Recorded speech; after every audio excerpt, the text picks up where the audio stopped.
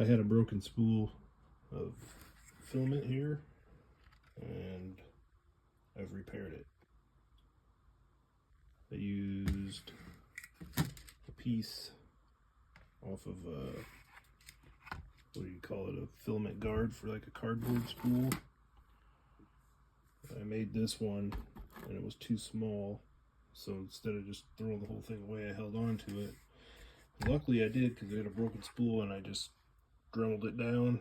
Once I hot glued it on here, and I just dremeled it down, and it's not perfect, but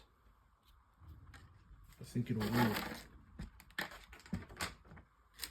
In the Ace Pro on my Anycubic 3D printer. Again, hot glue gun, Dremel, and that guy, broken spool. Repaired, nothing to it.